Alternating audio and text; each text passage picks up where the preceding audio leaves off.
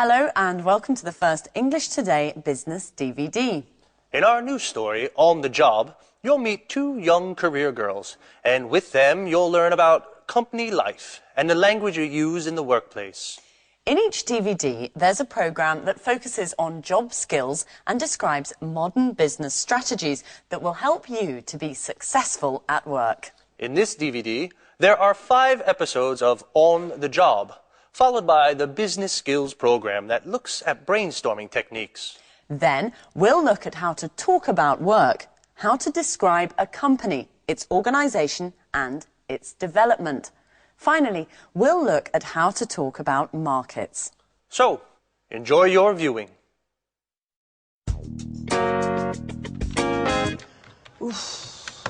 This report is so boring. Numbers, accounts and statistics. I hate it. I'm an artist.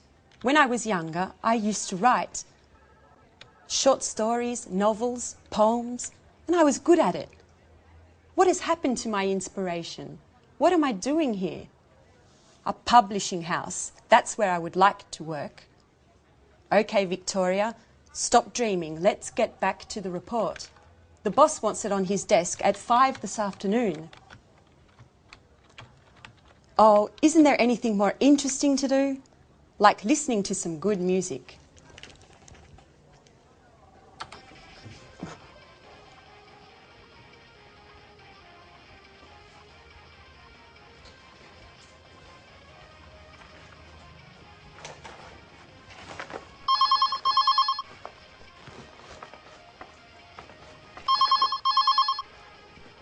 Telephone. Oh, the phone.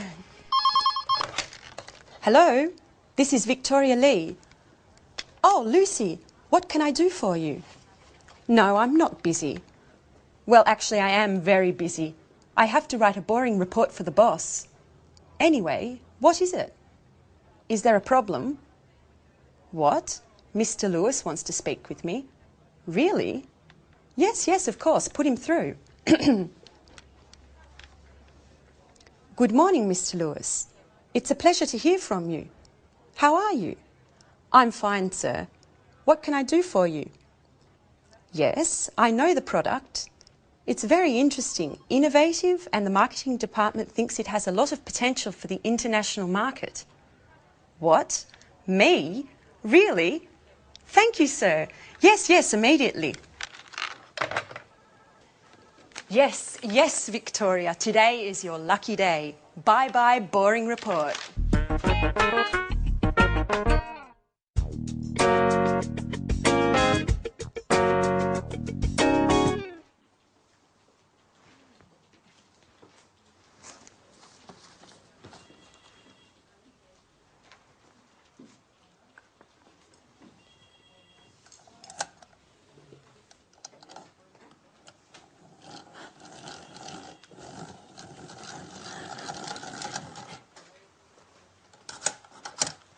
So, you are Anne Baxter. Yes, I am. I'm sorry. Really, I'm so sorry. Nice to meet you. I'm Mr. Stevens. How do you do? I'm so sorry, Mr. Stevens. Anne, please, sit down. It's all right. How are you today? I'm a little nervous. And this isn't a good start. That's all right. Well, Anne, where are you from? I'm English. I'm from Oxford. Great. A true Brit. Can you speak any other languages? French, German, Spanish? I can speak French, a little Spanish, and a few words of Italian. My sister is in Rome studying history of art at university. Okay. Very interesting. And can you use a computer? The internet? I'm not a genius with the computer, but I can use one. Great, Anne. I have your CV here, and I see you already work here. What do you do exactly?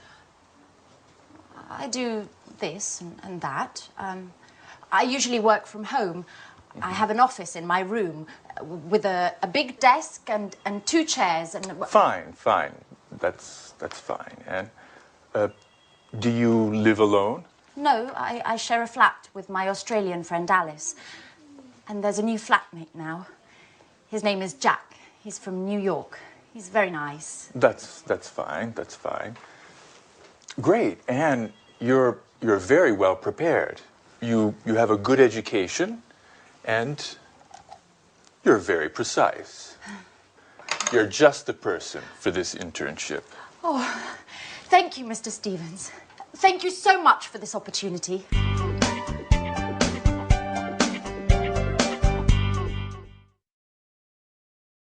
Good. Now, let's see if you know the names of jobs and professions. I will mime a job and a profession. You try and guess what it is. All right? Number one. What's this? What's my job? Ladies and gentlemen, what would you like to eat this evening? What am I? A waiter. Exactly, a waiter. Now, this one, what's my job?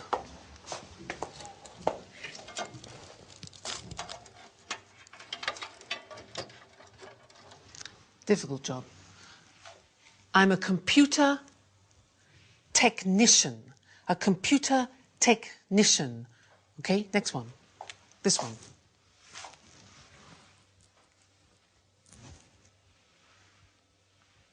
What's my job? No, I'm not a policeman. I'm a policeman. A policeman. Be careful of the pronunciation. Next. What's my job?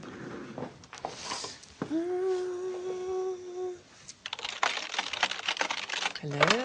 Hello? Yes, yes, yes. Thank you. What's my job? I'm a difficult one. Secretary. Listen to the pronunciation. I'm a secretary. Next one. Let's see. Here. This one here.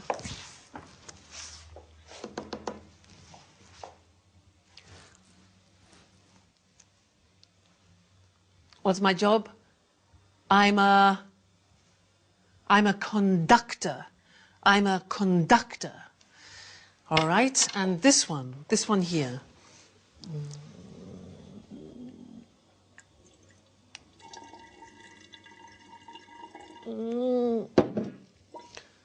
I'm a scientist. Again, a difficult pronunciation. Scientist. This one here. That's 78 for the chips, and then 20 for the chicken. That makes... that'll be €79, madam. Thank you. I'm a cash assistant. A cash assistant. All right. Next one. This one here. Follow me. You see this beautiful monument that we have in the city of Florence is the Duomo. What's my job? I'm a tourist guide. Listen to the pronunciation. I'm a tourist guide. This one, this is difficult. Ladies and gentlemen of the jury, I believe that this man is innocent. My job? I'm a lawyer. A lawyer. Next, this one.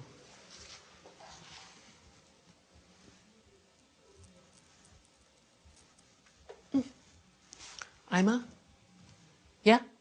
painter. A painter. Good. And the last one. What do you think this is?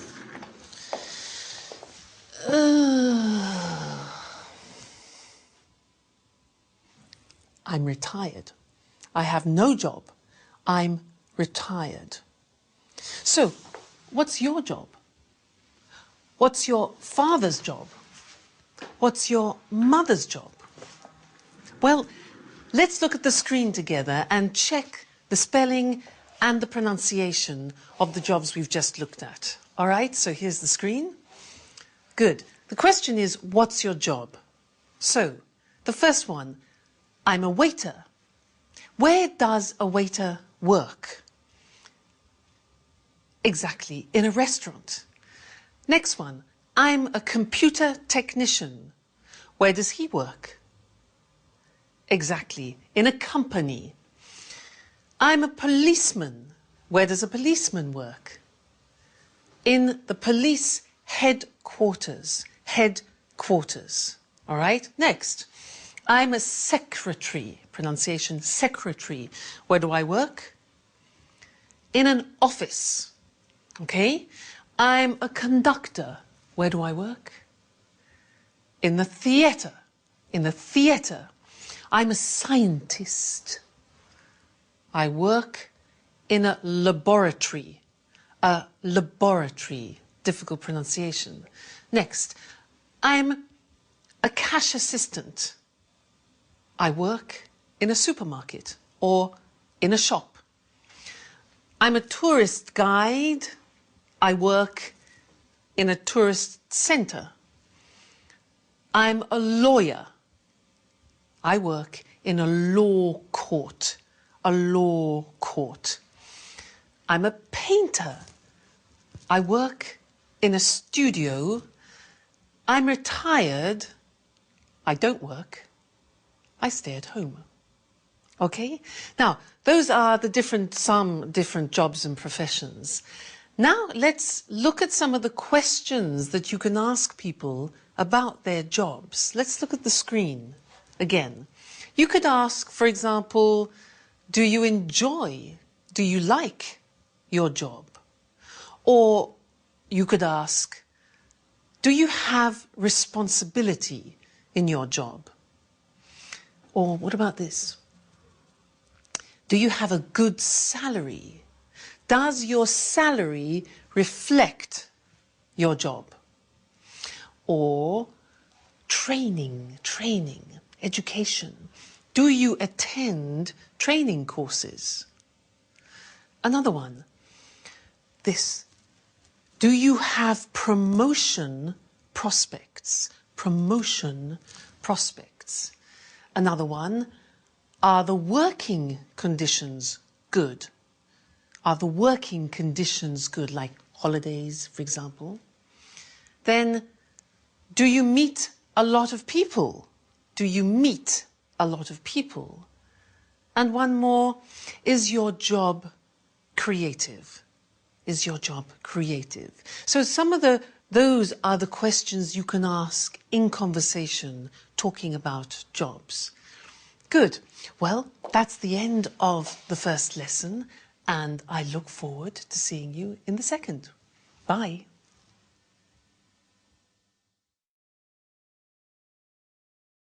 Hello, and welcome to Business Talk, the program dedicated to talking about business skills and techniques. Today's programme is all about brainstorming, a very popular conference technique designed to obtain the maximum number of ideas relating to a specific subject. In a bit, Lucy and I will give a short demonstration so you can see what it is all about. But first of all, what does brainstorming mean? And why is it used? Well, people put their ideas together with the aim of finding a solution to a specific problem. Exactly. It's a group activity. All the members suggest ideas and their contributions then stimulate new ideas. And the first rule is any idea is acceptable. Sometimes it's the most outrageous idea that can help generate a solution to the problem. The ideal number of people for a brainstorming meeting is from 3 to 8. Too many people could get a bit out of hand. Well, even 8 people calling out ideas and making comments could get chaotic. So it's useful to have a facilitator, a person who doesn't contribute but keeps this session on course and records the ideas on a flip chart. And although this is a common technique used in the corporate world, you might be surprised to know that during a brainstorming meeting, all hierarchy and roles disappear. The philosophy behind this strategy is to create a real sense of democracy within the group, so that everyone feels their opinions are valued. Now, there are certain principles to follow so that brainstorming works well. But before we look at these, let's do a little brainstorming so you actually see how it works. Okay, now there are only 2 of us, and there should really be 3 or more people in a brainstorming meeting, but this is just to give you an idea. So listen carefully to the language we use. Let's imagine the situation. Our company needs to increase its production space. A brainstorming meeting has been organized to gather some ideas. Let's start. How about opening a second factory somewhere? What if we close this factory and open a larger factory out of town? Let's explore the possibility of opening a larger factory for production and keep this space to make the shop bigger. Perhaps we could rent the building next to the factory. Why don't we look into renting part of the building next door? What about sharing a production space with another company? Couldn't we examine the possibility of building a third floor? Let's try to reorganize the space we have. What if we organise 4 shifts a day instead of 3? We could relocate our administrative staff and keep production here. How about keeping the production here and renting some office space for the administrative staff? Would we be able to reorganize the shop floor space? Why don't we try moving all the production to China? We could move part of the production to China. What about closing part of the production line? Couldn't we rethink the production line? How about keeping the production of smaller items here and moving the production of larger items to China? OK, we're going to stop here because we're running out of time, but this process could go on for much longer until enough ideas have been collected. At this point, a short list is made of the best ideas so that they can be carefully evaluated by considering how each one would work in practice. So the aim is to conclude the brainstorming session with 1 or 2 good ideas that can be put into action and hopefully solve the problem. Did you notice how we didn't stop to judge or analyze the ideas as they came up? Well, that's because if each idea were to be discussed during the actual brainstorming, the ball would never get rolling and too much time would be wasted. Another thing you may have noticed is that Lucy came up with an idea that had nothing to do with increasing the production space. She suggested working 4 shifts instead of 3, which wouldn't solve the problem of space at all. Yes, remember, all ideas are accepted during the brainstorming process because although an idea may seem silly, it might instigate other ideas that could instead give rise to a solution. Yes, actually, you suggested something interesting after the apparently irrelevant idea I had. Well, I'm afraid our time is up for today. See you soon. Bye-bye. Now, as we said in the programme, the language you use to put forward your ideas during a brainstorming session is really important. So, what kind of language should you use for brainstorming? Clear, well-structured sentences, for example, are essential for this technique to be effective. And don't use any imperatives or rhetorical language. Remember, the aim is to create democracy within the group, and everyone should feel that their ideas are valued. Do you remember how we make suggestions? Let's, how about? These are the expressions we use in a brainstorming session. These expressions open the way to more suggestions and encourage other members to participate. Let's look at some of the structures we used during our brainstorming session. How about opening a second factory? What if we open a larger factory out of town? Perhaps we could rent the building next to the factory. Couldn't we build a third floor? Let's try to reorganize the space we have. Would we be able to reorganize the shop floor space? Why don't we try moving all the production to China? We could move part of the production to China. What about closing part of the production line? Notice how all these suggestions promote group collaboration. Brainstorming is a group activity, so it's important to make everyone feel part of a team. OK, now let's see if you've understood. I'm going to make some suggestions as though I were in a brainstorming meeting. And then we'll see which are tentative suggestions and which aren't. Ready? We could rent another factory. Let's build another floor. I think we should close part of the production line. How about moving production to China? Why don't we try relocating the administrative staff? In my opinion, we should open another factory. Couldn't we reorganize the space we have? So, of these 7 ideas, 2 are not actually suggestions. Which 2? Yes, the 2 that started with I think and in my opinion. It's essential that in brainstorming you don't try to assert your own opinion. What's important is to work as a team. Try to limit the use of I and use we instead. It's not easy when English isn't your first language, and you probably need to practice a couple of times for it to come naturally.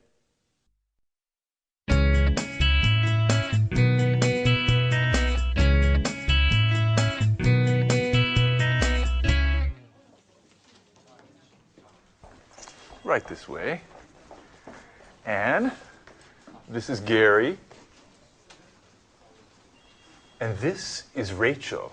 Hello. Hi. Pleased to meet you. Rachel is a very important team member at our publishing house. She knows everything about the company. Thanks. She was our first employee, 1985. 1985. And she can answer any questions you may have. Okay, Anne, you're in good hands. Have a productive day. Oh, all right, Anne. Are you ready? Well, Mr. Stevens founded this publishing house in 1985. Oh, just a moment.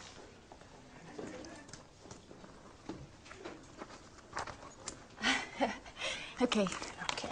I'm ready now. Our first product was a children's book. It was very successful and sold more than 3 million copies. We had 20 different translations. Over time, the company changed and diversified, and we have now fiction, cookbooks, and tourist guides. Cookbooks and... I'm sorry, I didn't catch that. Tourist guides. We also have an encyclopedia of history and one of art history. Sometimes we publish economic texts, and our catalog with over 10,000 titles makes us one of the most important publishers in the country. 10,000. We also employ more than 150 people. Is everything clear? Yes, I think so. Okay, as you know, this is Gary. He works in the advertising office, where he develops new client contacts and keeps in touch with our authors. Pleasure to meet you, Anne. It's so nice to have such lovely colleagues in this company. Fine, Anne. Okay, let's move from theory to action. Okay. This is your desk. Here's your computer. Mm-hmm. You know how to use one, don't you? Yes. As I told Mr. Stevens, I'm not... Okay. No need to waste time. Okay. Over there is the fax and the photocopier. Okay. There's a coffee machine in the hall over there. Mm-hmm. But please, few breaks and keep them short. Do you understand? Yes. Excellent, Anne. Get to it.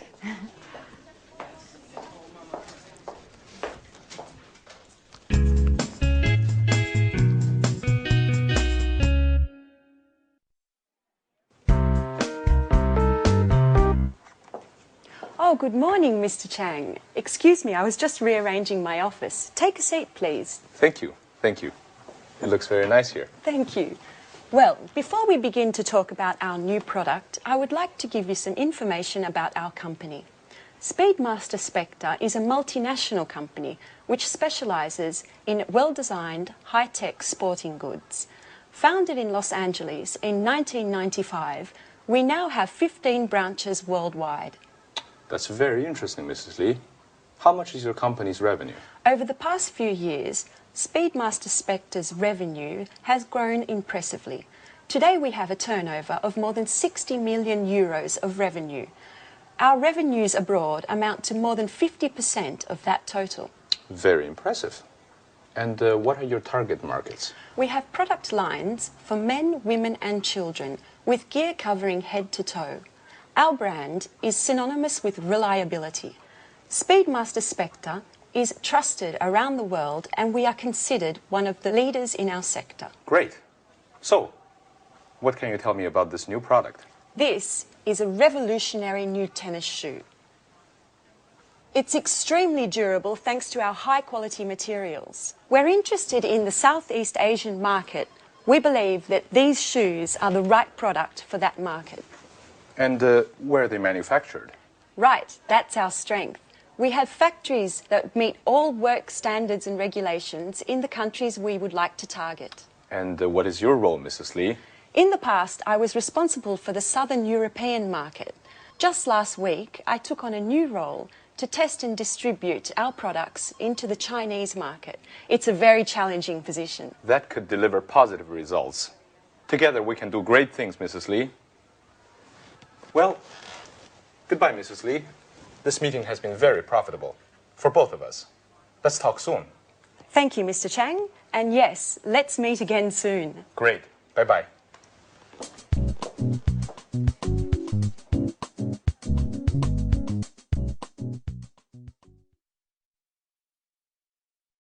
Now, we just saw Victoria doing a presentation of her company, Spectre, and I would like to look at the questions that we usually ask about companies. Let's look at those together on the screen. So, the first question we usually ask is about the type of company. We say, what type of company is it? For example, a multinational, a private, a public, a family company. Another question we often ask is about the main or the principal activity.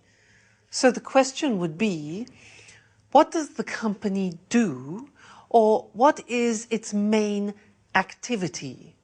For example, manufacturing or engineering or production. Another question is about the employees. Look at the pronunciation of that. Employees, that's the name for the people that work in a company. So the question could be, how many employees are there? Another question we often ask is about subsidiaries or branches, which are small companies directly linked to the main company. And the question could be, does it have any branches? Does it have any subsidiaries? Another question important for us is the location. Where is the company located, or where is the company situated? And then we need to know about the products, the number of products, for example. So we could say, how many products does the company have, or does it have a large product range? And then the last thing, which is very important, is the money. And when we talk about the sales, the profit, etc., we talk about turnover or revenue. And the question is, what is the annual turnover or revenue of the company? Okay, so those are typical questions. Now, let's look at some answers. In order to do this, I want to compare Spectre, which Victoria works for, and then I want to look at the company that my brother owns, because my brother has his own company. He's the owner-manager of the company. He's the director. But it's very different to Spectre. So let's look at the difference between them, and let's look at the screen. Now, if you can see, Spectre is a multinational company. It's a very big company. But My brother's company, which is called Decorit, is a small family company. Now, Spectre specializes in sports goods, especially these high-tech shoes. But my brother's company, Decorit, produces kitchenware, objects like this. Kitchenware, things for the kitchen. The employees. Now, in Spectre, they have 1,500 employees. It's a big company. But in my brother's company, there are only 37 employees. Then the branches. Well, Spectre is a multinational. It has 15 branches and factories abroad. But my brother has only one head office. What about the location? Well, Spectre is located in America, in Los Angeles, but my brother's company is located in Manchester, in England. Then, the product range, well, Spectre, this company has many products. It has 140 products. But my brother's company only has 20 so far. Then, let's think of the turnover. Well, Spectre has a turnover of 60 million euro. My brother has a turnover at the moment of 750,000. But that's not bad. So that's the language that we use when we're talking about companies in general. So next time in the third lesson, we'll talk about something new. And I'll see you then. Bye.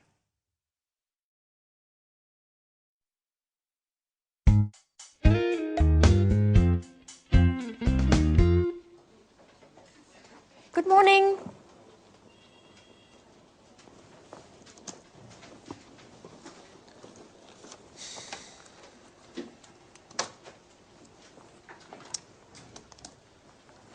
So, are you ready? Yes, quite ready. Okay, then let's begin.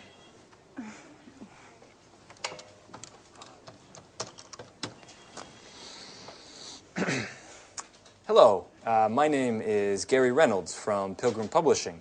May I speak to Mr. Jones? Mrs. Jones, how are you? And how is that wonderful apple pie of yours? I'm fine, thanks. Certainly, I'll hold. With a wink and a nudge, you can get whatever you want, even imaginary apple pie. This author is too important for us. Right. Hello, Mr. Jones. How are you? I'm fine, thank you. I wanted to know if you are interested in contributing to a new cooking guide that we have to bring out soon.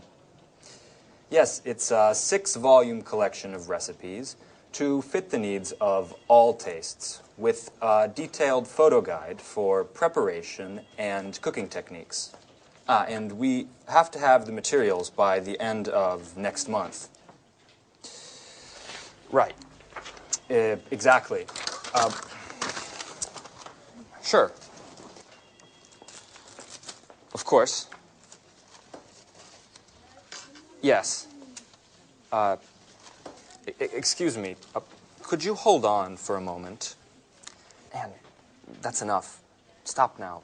I can't concentrate. Oh, sorry, Gary. Sorry. Yes. As I said earlier, if you accept, I can send you a copy of the contract that you should sign and return. No, I'm sorry. We can't wait until next Tuesday. Well, I'll have to check with my boss. I need to ask Mr. Stevens if we can organize a meeting for next week. In the meantime, do you need any prep materials? No problem at all. I can send you an email immediately. Okay, goodbye. It was a pleasure speaking to you.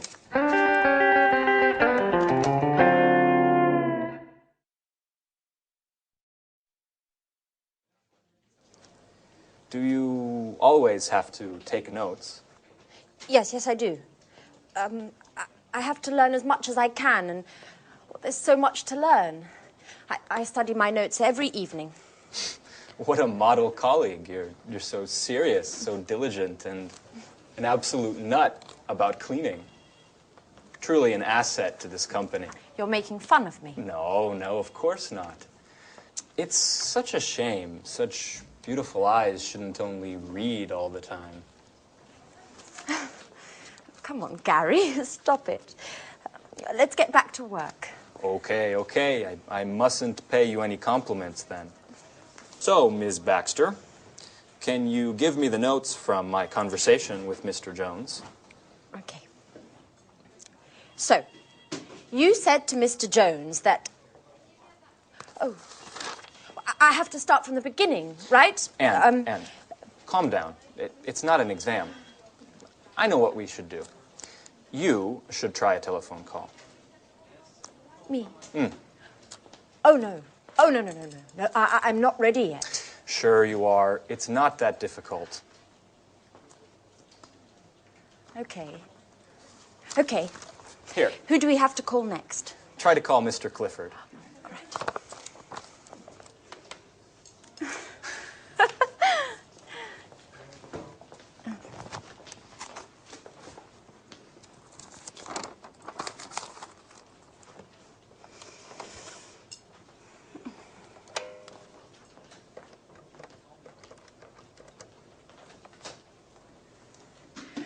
Hello, this is Anne Baxter from Pilgrim Publishing. Please may I speak to Mr. Clifford? Oh, I see. All right, thank you very much. Right, goodbye. Well, what happened? Well, Come on, tell me. I dialed the wrong number.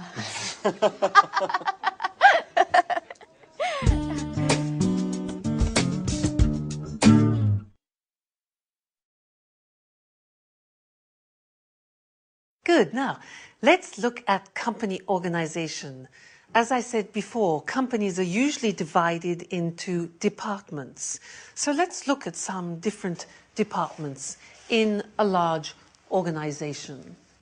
For example, you can have human resources. Now, human resources is usually personnel, it's training. Training is like education, and it's wages and salaries. Human resources. Another department is finance. Now, in finance, you usually have the areas of purchasing, which is buying things, also customer accounts and other financial services. The next department is production. Now, in this particular department, you have producing the goods, you check the quality, you do the packaging, and you distribute the goods to customers. That's production. And the last one we're going to look at is marketing. And in marketing, you advertise the product and you organize sales. So, here they are: human resources, finance, production, and marketing. Now it's your turn. I am going to describe some activities in these departments, and you must decide which of the department the activity is in, okay? I'll give you an example. For example, which department recruits staff? Recruits, that's a difficult verb, takes on staff. Which one? Human resources, finance, production, marketing. Exactly, human resources. Now, you go. Which department creates an image? Creates an image.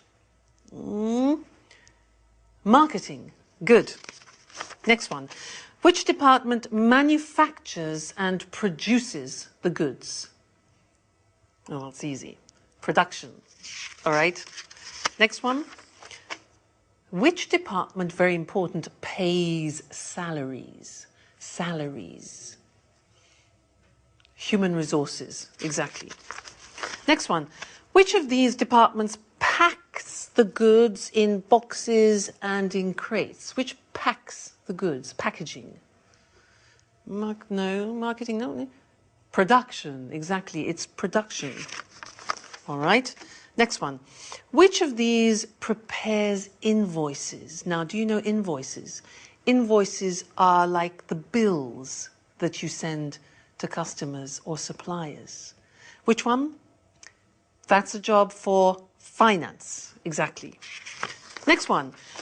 Which department checks the quality of the goods? The quality? Marketing? No.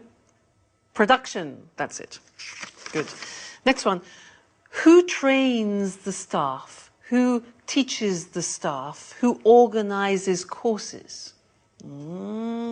Yeah, human resources, all right?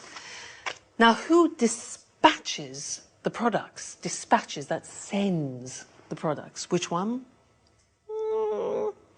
It is production, actually. It's production. This is easy. Which one designs an advertising campaign? An advertising campaign, obvious. Marketing. Okay. Who does the budget, taxes, and investment? Clear, yeah?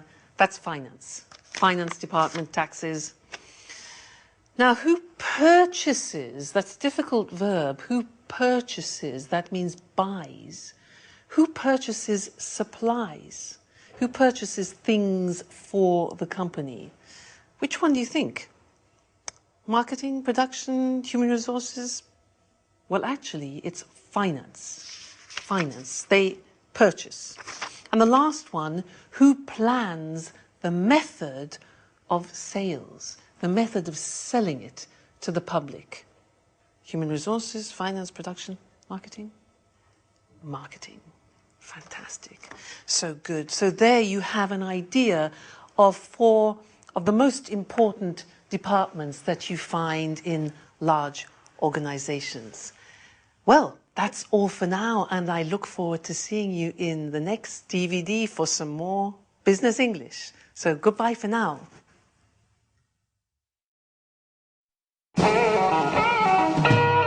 So, Mr. Stevens, may I begin to explain our typographic services? Just a moment, Mr. Richardson. I'm still waiting for our new intern. She has a lot to learn, and I think our meeting would be very useful for her. Good morning. I'm sorry I'm late, Mr. Stevens. Never mind, Anne. Anne, this is Mr. Richardson. How do you do? Good morning. Anne, I see you've had your hair done. Very nice. Oh, thank you, Mr. Stevens. It looks like you were out late last night. I hope you had fun. Were you at a party or perhaps a club? Oh, no. I was at home. Actually, it was quite a difficult night. Anyway, I don't want to bore you with my personal problems. Right. So, Mr. Richardson, tell us about your typographical services then. Founded by Charles Emerson, Montex has been active in the typographic market since 1985. From the beginning, we have been known for our innovation and high-quality products. Mr. Emerson's children, John and Lucy, have continued the tradition by improving and enlarging the family business. The first Montex office was located in Russell Street. Oh, Russell Street! That's where the flower market is. I went there just the other day and bought 2 beautiful yellow orchids. I'm sorry. I'm sorry, Mr. Richardson. I didn't mean to interrupt you. As I was saying, over the years and following changes in the market, our company has diversified and extended its line of products. We've purchased the latest technology, offering our customers the best package available on the market today. In 2000, we moved to a larger office space in order to improve production. Our new headquarters are located in Rodney Road, And we have approximately 55,000 square metres at our disposal. Well, that's a huge space. Yes, that's right. It's very big. Anyway, our first success was with brochures, marketing flyers, pamphlets and company catalogues. We also provided business cards and general printing services. Over time, we moved into book publishing as digital technology and expansions in the market gave us the skills to enter the market. Currently, we're equipped to provide highest quality publishing at an extremely competitive price. Our current capacity is more than 100 million pages per year.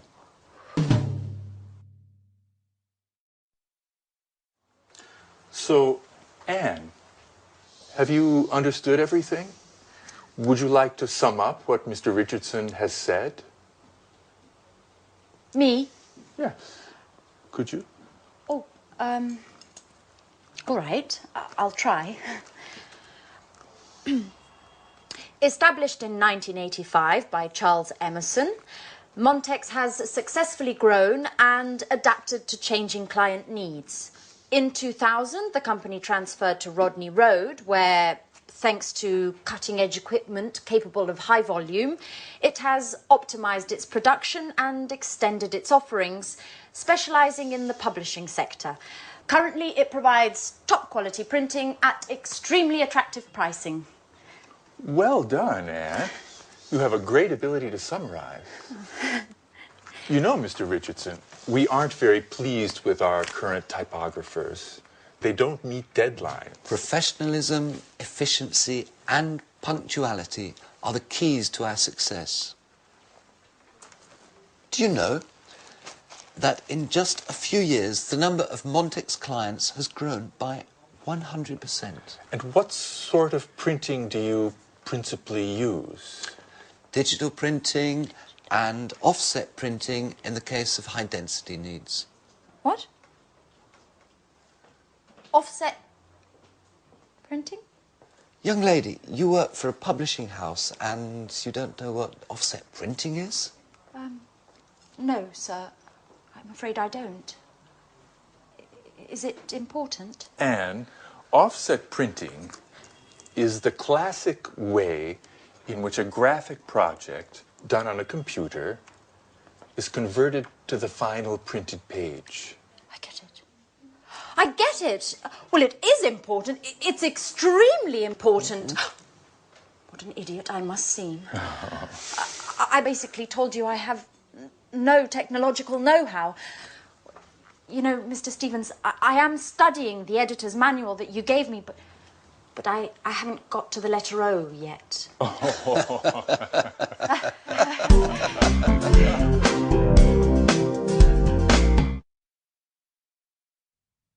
So in that scene, you saw Mr. Richardson talking about the history of his company.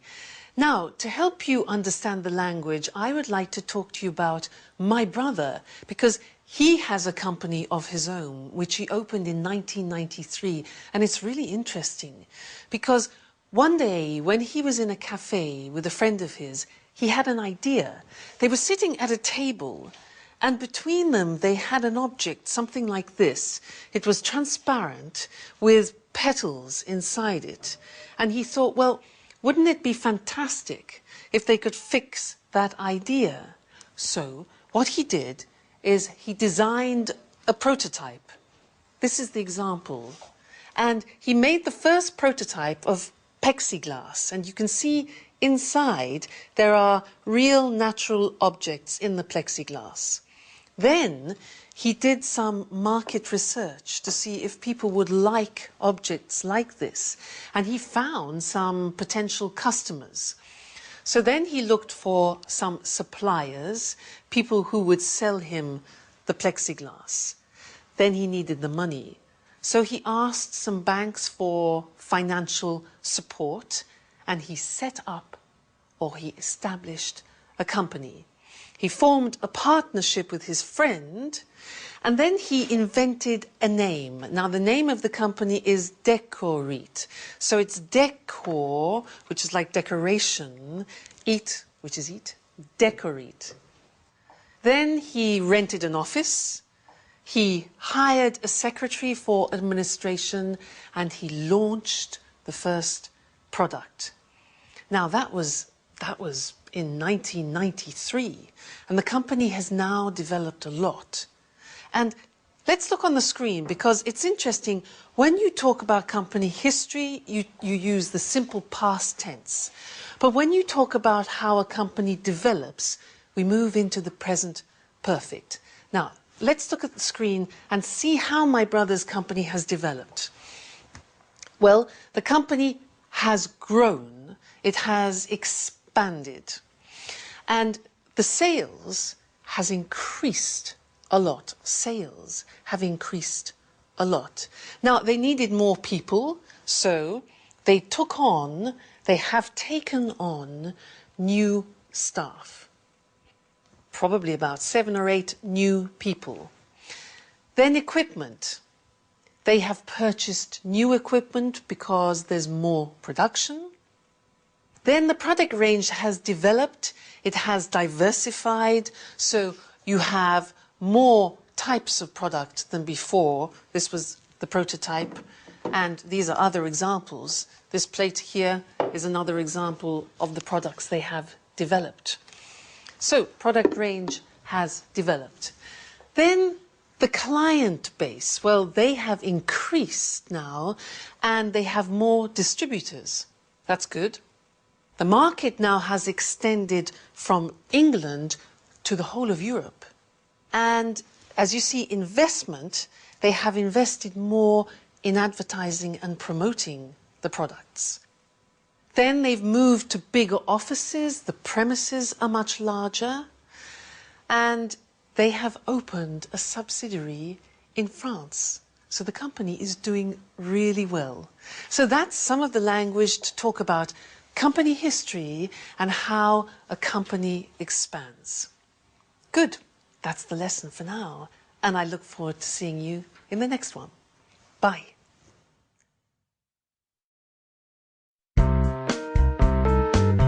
We're meeting here today to show Mr. Chang our new Smarty tennis shoes.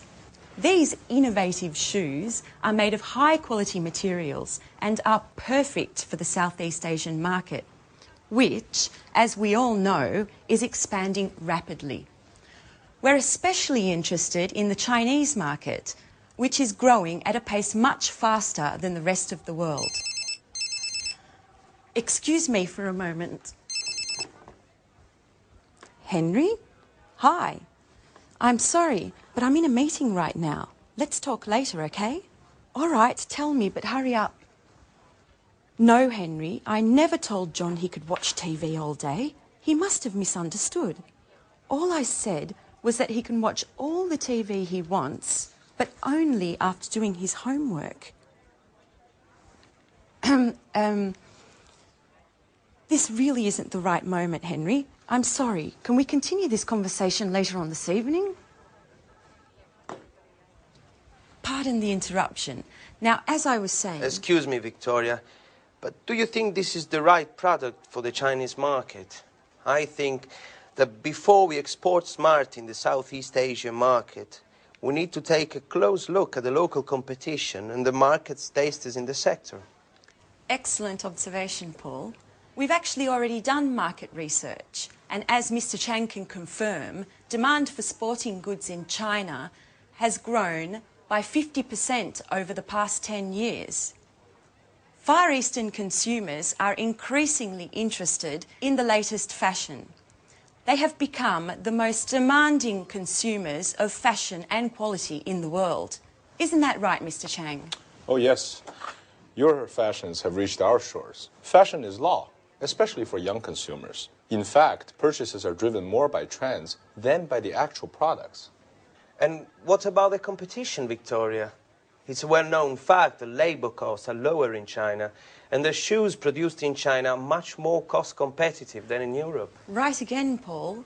However, our shoes are manufactured with high quality materials that target an upper level segment of the market. This market segment is quite happy to spend more on products that are well equipped, last longer and are of a higher quality.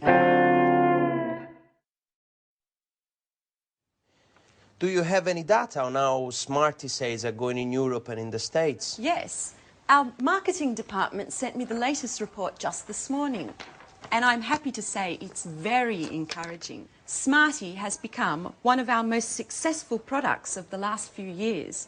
Demand is growing exponentially, and the satisfaction level of these shoes is much higher than that of similar shoes produced by other companies.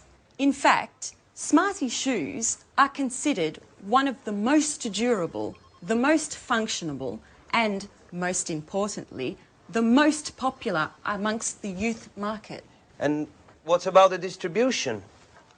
It's a very important aspect that we shouldn't underestimate. Yes, Mr. Chang is here to help clarify this issue for us. It is extremely important to have a detailed distribution and promotion plan.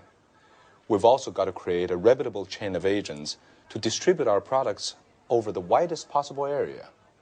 This, in turn, will help us make importation easier and reduce taxes for entry into the Chinese market. Look, I'm very happy to provide you with any information you may need, as well as contacts inside the Ministry of Industry and the Chamber of Commerce.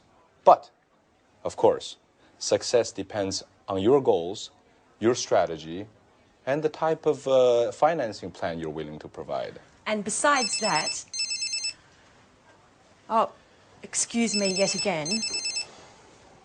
John, what do you want? I told Dad I'm in an important meeting. No, John, I didn't say that. First do your homework and then you can watch TV, okay? And listen to me. I don't care if your friends aren't studying today just because it's a holiday tomorrow. Do you understand? Tomorrow we're going to see your grandparents, so you have to study today. That's enough of this story, John. No, that's not true. I'm a good mother and I love you, but it doesn't mean I don't have the right to tell you what to do. Listen, I don't want to talk about this anymore. Goodbye. Pardon me, just a little domestic problem. Well, yes, Mrs. Lee. We all know that kids cause more problem than work. You're right, Mr. Chang. Kids, anyone who understands them is a genius.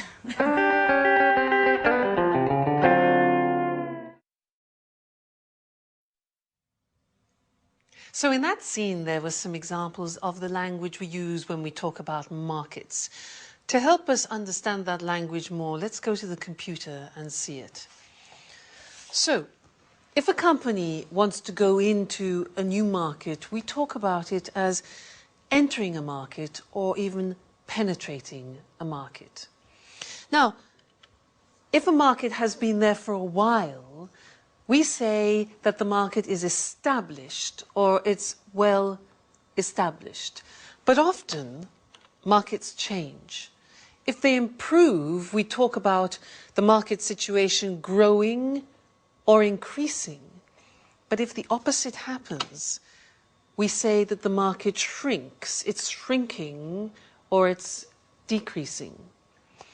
However, if we find a change which is uneven, we say that the market is fluctuating, that it's changing. Or, if there is no change, we talk about the market as being stable.